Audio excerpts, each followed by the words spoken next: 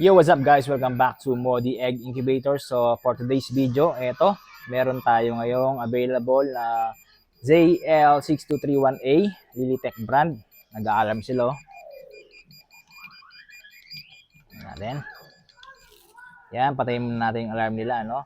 So, ano yung papakita ko sa inyo ngayon? Ituturuan ko kayo ngayon kung paano maglagay ng password sa mga thermostat na to. Let's go! So yun guys, no, isa sa mga unique features ng thermostat na ito is meron siyang parang cellphone, no, pwede siya lagyan ng password. So ang purpose po nito is kung meron kayong mga anak na malilikot pa, para maiwasan na mapakialaman ang mga settings ng thermostat. Lalagyan natin siya ng password.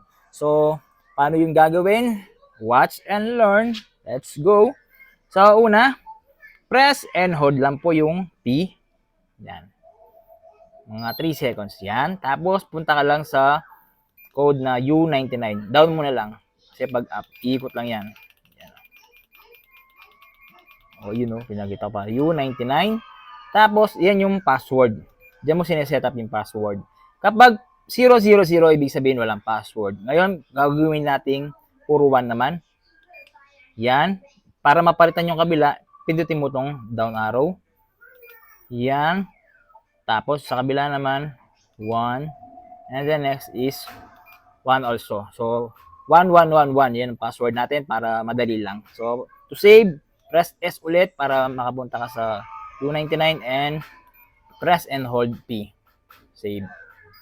So, check natin kung gumagana yung password natin. Pag pinindot natin to, wala kang makikita ang app. Wala magbabago dyan. So, yun. Walang mangyayari kapag pinindot mo yan. Yung P. Walang mababago sa parameter settings natin. Pag pinindot natin yung P, press and hold, ayan, naghahanap siya ng password, no? So, para ma-adjust mo, papasok mo yung password natin. 1, 1, 1. So, yun. Doon mo pa lang mapapalitan yung mga nakasave na program. Ayos ba? Ngayon, papakita ko sa inyo kung anong mangyayari kapag mali ang password niya.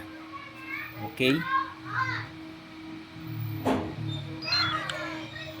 Yan. Yan. Para yan, ito nilagay natin. O, di ba? Mali. Mag-error siya. Ngayon, para mawala yung password, press and hold P. Lagay mo yung password mo. 1, 1, 1, 1.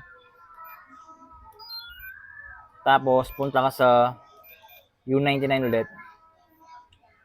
Lagay mo to sa 0.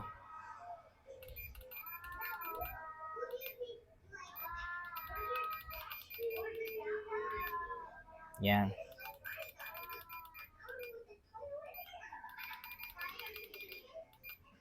Yan.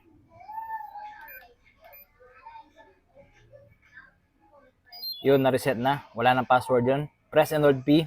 Check natin kung magagalaw na natin yung parameter na yun. No? Hindi na siya nag-required ng password. So, ganun lamang po.